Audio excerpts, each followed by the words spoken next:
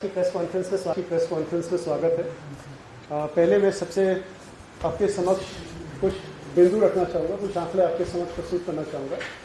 उसके बाद मेरे अलग अलग सहयोगीगण आपके समक्ष डिटेल में अपना बता देंगे कि उनके कार्य क्षेत्र का जो भी इश्यूज है, और उसके बाद फिर मैं चाहूँगा कि आप प्रश्न वगैरह इत्यादि हो तो आप उनसे भी पूछ सकते हैं। और सबसे पहले कल की स्थिति आपको हमारे हेल्थ बुलेटिन के माध्यम से ऑलरेडी अवगत आप सभी होंगे कि हमारे संक्रमित मरीज 4,785 आए। इसके सापेक्ष जो मरीज हमारे स्वस्थ हुए थे वो 7,019 है। सो हमारे ऑलमोस्ट 2,300 से ऊपर अधिक मरीज स्वस्थ हुए। हम लोग चाहेंगे कि लगातार इसी प्रकार से भी आगे श्रृंखला बनी रहे। सेकेंड, आपने ये देखा होगा हमारे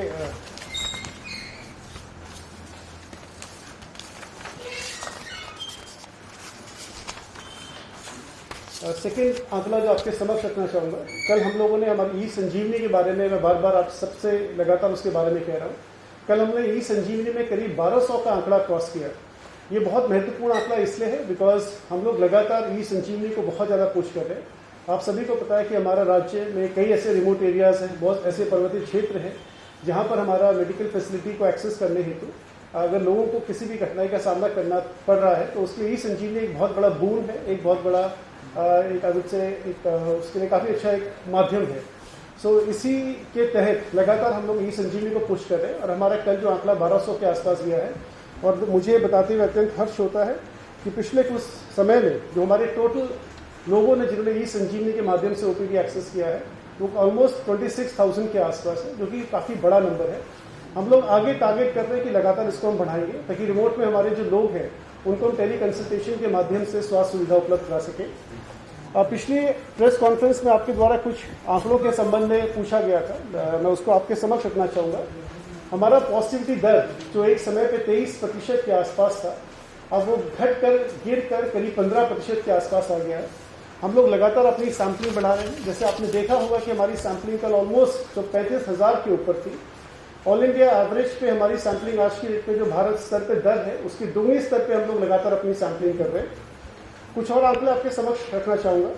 जो ओवरऑल जेंडर वाइज प्रोफाइल है मेल एंड फीमेल का, जो हमारा नया कोविड केसेस जो 1 अप्रैल 2021 से जो संक्रमित हुए हैं, सो हमारा मेल्स है 62% और फीमेल्स है हमारा 38%। ये मोटा मोटा मैं आंकड़ा आपको बता रहा हूँ। इसी प्रकार से कल पिछली प्रेस कॉन्फ्रेंस में एज वाइज डिटेल पूछा गया था, तो यदि आप नोट करना चाहेंगे एज वाइज डिटेल भी हमारे आपके समक्ष रखना चाहूँगा। 0 से लेकर 9 साल तक 1.6% लोग इन्फेक्ट हुए, 1.6। 10 से लेकर 19 साल तक है 7.3%। 20 से लेकर 29 साल में 21.9%। 30 से 39 साल में 24.2%। 40 to 49 एज ब्रैकेट में 18.5%। 50 to 59 के एज ब्रैकेट में 13.3%। 60 to 69 के ब्रैकेट में 8.1%। 70 to 79 के ब्रैकेट में 3.8% एंड 80 to 90 के ब्रैकेट में 1.1%। तो सब्सटैंशियल जिस ब्रैकेट में हमारे लोग इन्फेक्ट हो रहे हैं वो प्राइमरीली 3 हमारे ब्रैकेट हैं। 20 से लेकर 29 साल जिसमें 21.9% लोग इन्फेक्ट हो रहे हैं। 30 से लेकर 39 ईयर्स जिसमें 24.2% लोग इन्फेक्ट हो रहे हैं एंड 40 से 49 जिसमें 18.5% लोग इन्फेक्ट हो रहे हैं। यदि आप इसको कंपेयर करेंगे फर्स्ट वेव और सेकंड वेव की, जैसे हम लोग बात कर रहे हैं, यदि मैं एज वाइज आपको फर्स्ट वेव और सेकंड वेव का बताऊंगा, सो 0 to 9 के केस में फर्स्ट वेव में हमारे 2.1% थे। इस वाली सेकंड वेव में 1.6% है। हम लोग ये आंकड़ा आज की हेल्थ बुलेटिन में भी आपको प्रोवाइड कर देंगे। इसी प्रकार से 10 से लेकर 19% में अगर आप देखेंगे तो 8.6% हमारी फर्स्ट वेव में था एंड 7.3% हमारी सेकेंड वेव में है। थर्ड वेव में मोरलेस इक्वल है, करीब आपका 22% के आसपास है दोनों ही फर्स्ट एंड सेकेंड वेव में। थर्ड जो हमारा एज ब्रैकेट है 20 से 29। चौथा एज ब्रैकेट 30 to 39 में 23.4% फर्स्ट वेव में था एंड 24.2% सेकेंड वेव में है। तो जो नीचे के हमारे छोटे एज के जो ब्रैकेट है उसमें कोई सब्सटैंशियल डिफरेंस अभी देखने को नहीं मिल रहा है। तो ये डिटेल आंकड़ा हम लोग आपको हेल्थ बुलेटिन के माध्यम से आपको हम लोग उपलब्ध करेंगे। इसी प्रकार यदि आप हमारा डेथ का आंकड़ा यदि आप देखेंगे,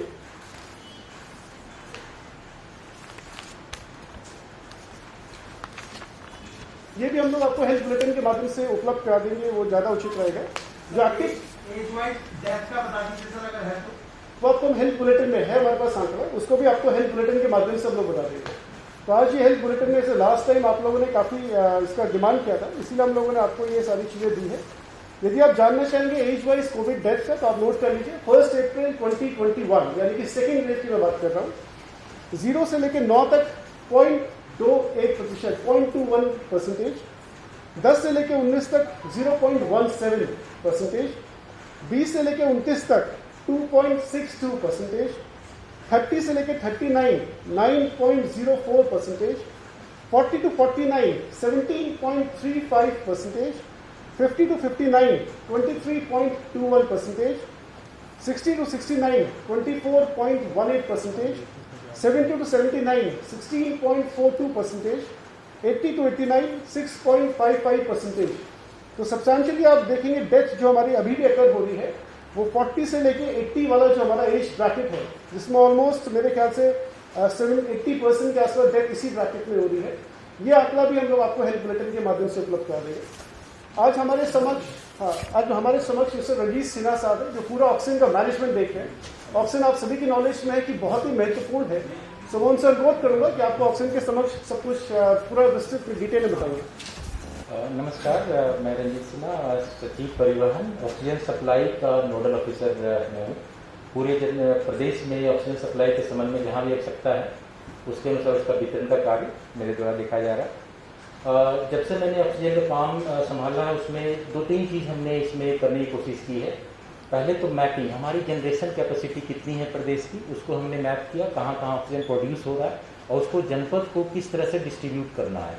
जनपद कौन सी जनपद कहाँ से अपने ऑक्सीजन सिलेंडर या अपना जो भी रिक्वायरमेंट है वहाँ से उठाएंगे, उसको हमने मैप किया।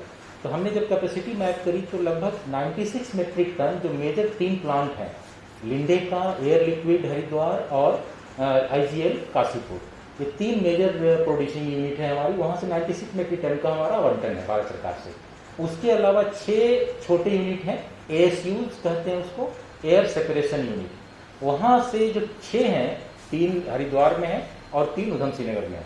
ये 6 में लगभग हमारा जो है 70 मेट्रिक टन, लगभग 70 मेट्रिक टन वहाँ से प्रोडक्शन है। छोटे जो 6 ASUs हैं, छोटे वाले प्लांट, उस 70 मेट्रिक टन से लगभग हमें 7700 डी टाइप बड़े जंबो टाइप सिलेंडर भरे जा सकते हैं। 7700, क्योंकि जो छोटे यूनिट हैं ये टैंकर में नहीं भरते हैं गैस, सिलेंडर में ही भरते हैं सीधा।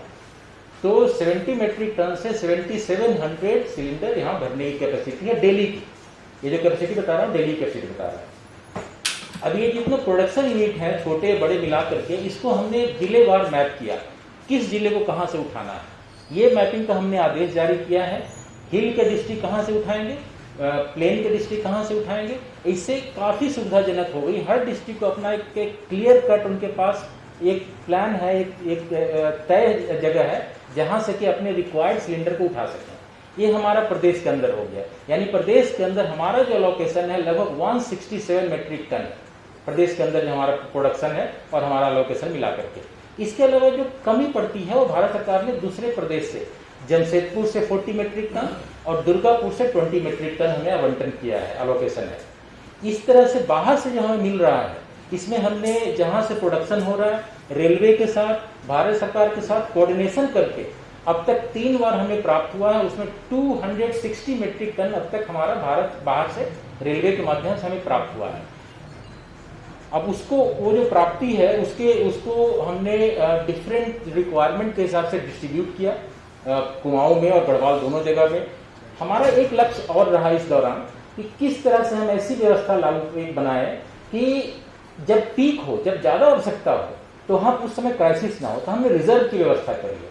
अब तक हमारा गढ़वाल मंडल में, देहरादून में हम रिजर्व कर रहे हैं, इसके अलावा मलेथा एक जगह है टिहरी गढ़वाल में, वहाँ मलेथा में 10 मेट्रिक टन का हमारा रिजर्व है। यहाँ पर देहरादून में लगभग 40 मेट्रिक टन, 40 से 50 मेट्रिक टन का हमारा रिजर्व हो गया है, अर्थात मोर देन 50 मेट्रिक टन हमारा गढ़वाल मंडल रिजर्व हो गया है। इसी प्रकार कुमाऊं में, जहाँ पर कि हमें क्या कहते हैं उधम सिंह नगर और हल्द्वानी, ये 2 जगह मिला के लगभग 40 मेट्रिक टन का कुमाऊं में हमारा रिजर्व हो गया है। डेली जो जरूरत हो तो मिल ही रहा है हमें, इसके अलावा रिजर्व, ताकि कभी भी ऐसी कोई क्राइसिस सिचुएशन हो तो हमें हमारे पास उस समय इमरजेंसी सिचुएशन ना हो, हमें ऑक्सीजन की आवश्यकता की पूर्ति हो सके। इस प्रकार से हमने, अब हम क्या कर रहे हैं, अब हमारा जो आगे प्लान है, अब तक हमारे पास जो इसके अलावा जो बड़े प्लांट और छोटे प्लांट में प्रोडक्शन हो रहा है उसके अलावा अब हम डिफरेंट हॉस्पिटल्स में जहां आवश्यकता है वहां पे हम पीएसए ऑक्सीजन जनरेशन प्लांट ही लगा रहे हैं, कैप्टिव, जो हॉस्पिटल के अंदर रहेगा, हॉस्पिटल के अंदर ही प्लांट लगा रहे हैं। इस प्रकार से अब तक हमारा भारत सरकार से जो अप्रूवल मिला है और उसके बाद जो हमने काम किया है उसमें 11 हॉस्पिटल के अंदर पीएसए ऑक्सीजन जनरेशन प्लांट लग चुके हैं 11 जगह पे। उसका टोटल कैपेसिटी है 5180 एलपीए यानी लीटर पर मिनट। 11 जगह उन सारे मिलाकर के टोटल कैपेसिटी जो हमने पीएसए प्लांट लगाया है उसका 1180 एलपीए लगा चुके हैं। जो अब तक अभी हमारा वर्क चल रहा है, ये तो फंक्शनल होगा इतने 11 जगह, जो हमारा वर्क चल रहा है वो 8 जगह पे चल रहा है, उसकी टोटल कैपेसिटी है 4500 एलपीए। इसके अलावा जो अप्रूव्ड हो चुके हैं 11 जगह जहां पर भी सैंक्शन होनी है, 11 जगह में हमारा लगभग 9000 एलपीए की कैपेसिटी अप्रूव हो चुकी है, जिसमें काम शुरू होना बाकी है। इसके अलावा जो हमारी प्रपोज्ड है वो 15 जगह और प्रपोज्ड है, उसकी टोटल कैपेसिटी 6100 यानी 6100 एलपीए की जो प्रपोज्ड है। इस प्रकार से हमारा जो टोटल जो बन के आएगा, अगर हम 1-2 महीने का रेंज लें तो जो फंक्शनल है, जो वर्क इन प्रोग्रेस है, जो अप्रूव्ड है और जो रिक्वायरमेंट और जो प्रपोज्ड है, वो सब मिलाकर अगर हम देखें तो लगभग हमारा 47 जगह पे हमारा इन हाउस हॉस्पिटल में जो पीएसए ऑक्सीजन जनरेशन प्लांट है वो लग जाएगा, वो शुरू हो जाएगा। ये एक लेवल हुआ जिसमें कि हम जनरेशन प्लांट हॉस्पिटल में ही लगा रहे हैं। दूसरा हमारा प्लान ये है कि पूरी मैपिंग करें कि कहां कहां पे स्टोरेज टैंक की जरूरत है। जैसे दून मेडिकल कॉलेज हॉस्पिटल में, दून हॉस्पिटल में 1 मेट्रिक टन का हमारा स्टोरेज टैंक है। अगर एम्स की बात करें तो 27 मेट्रिक टन का स्टोरेज प्लांट है। इस प्रकार से डिफरेंट हॉस्पिटल्स में है लेकिन कम है। इसको हमने प्लान किया है और कितने जगह ऐसे हैं जहां पर कि हमको टैंक चाहिए ताकि सिलेंडर पे डिपेंडेंसी कम जाए। तो इसका हमने जो प्लान किया है इसमें लगभग हमारा 8 जगह 8 हॉस्पिटल को आइडेंटिफाई किया जहां स्पेस अवेलेबल है, वहां पे हमने स्टोरेज टैंक की हमने व्यवस्था का प्रपोजल रखा है। इसको हम आगे निर्णय के लिए आगे प्रस्तुत करेंगे। अभी हमारा ये प्लान है, ये 8 जगह मिलाकर टोटल जो हमारा स्टोरेज टैंक क्रिएट होगा, जो बनेगा 147 मेट्रिक टन का क्रिएट होगा। नेक्स्ट एक और हम कर रहे हैं, सिलेंडर कितने हैं हमारे पास, उसको पूरा हमने मैप किया, hospital wise, vendor, refilling unit, ASUs, हर जगह हमने मैप किया जिलेवार। तो उसमें लगभग हमारे डी टाइप जो जंबो टाइप सिलेंडर है वो 20,483 जंबो टाइप सिलेंडर है पूरे प्रदेश में, और बी टाइप जो छोटे वाले सिलेंडर होते हैं वो लगभग 6,000 है।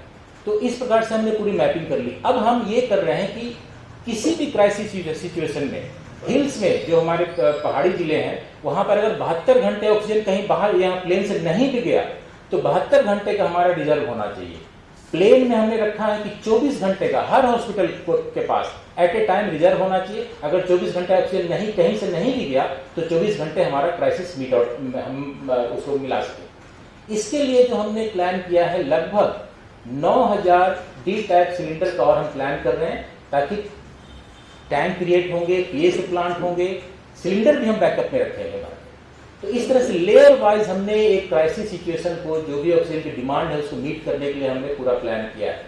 हमारा उद्देश्य पर्पस ये है, हमारा जो ऑब्जेक्टिव ये है, हर हॉस्पिटल में जहां भी हो सकता है हम या तो पीएसए प्लांट लगाएं, टैंक रहे उनका, प्लस सिलेंडर बैकअप में रहे। This is our plan. Layer में रहेगा, ये अगर गड़बड़ हुआ तो ये हमारा चलेगा, ये गड़बड़ हुआ तो ये चलेगा। इस प्रकार से हम ऑक्सीजन क्राइसिस को, जो नेक्स्ट अभी जो ये हो रहा है कि नेक्स्ट वेव आएगी, उसके लिए हमारा पूरा प्लान फुल प्रूफ हमने प्लान किया है। और इस प्रकार से कहीं भी अगर आज की तारीख में हम बात करें तो कहीं भी ऑक्सीजन की दिक्कत नहीं है। दिक्कत तो नहीं है, इसके अलावा हमने रिजर्व भी क्रिएट कर लिया है क्राइसिस सिचुएशन को बीट करने के लिए। फ्यूचर में अगर कहीं ऑक्सीजन की डिमांड आती है इसके लिए हम पूरी तरह से तैयार हैं। सर सारे प्लांट में सर बिजली की व्यवस्था, मतलब जनरेटर की व्यवस्था है कि अगर लाइट होती है तो हमारे पास जनरेटर सिस्टम होगा सर? यस, जितने 11 जगह जो चल रहे हैं अभी हमारा जो शुरू हो चुका है पीएसए प्लांट, सब जगह बिजली है बैकअप के लिए। रिक्वायर्ड जितना केवीए का जनरेटर चाहिए वो है। सर एक सवाल है जी, राज्य में ऑक्सीजन आने बाहर कितनी ऑक्सीजन भेजी है हमने? देखिए हमारा जो 3 मेजर प्लांट है वो भारत सरकार से अलोकेशन होता है। लिंडे की कैपेसिटी 165 मेट्रिक टन की है, वहाँ से हमें 40 मेट्रिक टन का अलोकेशन है। बाकी जहाँ पर रिक्वायर्ड, क्योंकि हमको पूरे ए को देखना, पूरे देश को देखना है। पंजाब जो एडजॉइनिंग स्टेट है जहाँ पर कि नहीं है जनरेशन प्लांट, सर आपने कोटे में से दिया हमने किसी राज्य को ऑक्सीजन? नहीं, हमारे कोटे से हमने नहीं दिया है। एक जो जैसे ASU प्लांट है जो भेल का BHEL का है, उनकी कुछ अपनी हॉस्पिटल्स थी, उसमें भी हमने ये किया है जो अगर हमारी कैपेसिटी से स्पेयर बचती है, हमारी कैपेसिटी अगर हम मान लिया हमने यूज़ कर लिया तो कुछ सिलेंडर आप बाहर भेजना है, हमारी हमने यूज़ कर लिया, हमारी ज़रूरत नहीं है, तब उनको हमने वो एक किया, अलाउ किया है कि होने पर, क्योंकि हम तो ऐसा नहीं कर सकते कि दूसरे स्टेट में कहीं ज़रूरत है, नोएडा में उनके कुछ हॉस्पिटल हैं तो उनको रोक दें। हमने ये किया है हमारी आवश्यकता पूर्ति हो जाए तो कुछ सिलेंडर आप दे सकते हैं। सर 180 मेट्रिक टन पूरा हो रहा है हमारे पास ऑक्सीजन 180 हमें जैसे हमने बताया 167 तो हमारा ही है, इसके अलावा जो बाहर से आया है तक 260 मेट्रिक टन हमें आ गया है, मिल चुका है अब तक। आज शाम में या कल सुबह 80 मेट्रिक टन और आने वाली है, तो जैसे जैसे हमें आवश्यकता पड़ रही है वैसे वैसे हम मंगा रहे हैं, तो कहीं कोई दिक्कत नहीं। सर बीच में सेंटर को एक पत्र लिखा जाता है कि हम वेस्ट बंगाल से क्यों ऑक्सीजन करें, हम यहीं से हमें यही उपलब्ध करा दीजिए। हमारी उसकी क्या प्रोसेस है? देखिए उसमें बात चल रही है, अभी हालांकि ईज आउट हो गया, अभी कोई दिक्कत नहीं है, लेकिन उसमें भी भारत सरकार का डिफरेंट जो लोकेशंस हैं कंट्री में उसको देख कर करती है, तो वहाँ पर कार्रवाई चल रही है। उसमें जैसे ही कुछ निर्णय होगा, क्योंकि हमने बात रखी है अपनी, निर्णय कुछ होगा उनको सारे स्टेट को देखना है, सिर्फ उत्तराखंड नहीं, तो उसके हिसाब से वो उनके द्वारा किया जाए। जैसे ही कोई निर्णय होगा तो हम कम्युनिकेट करेंगे आपको।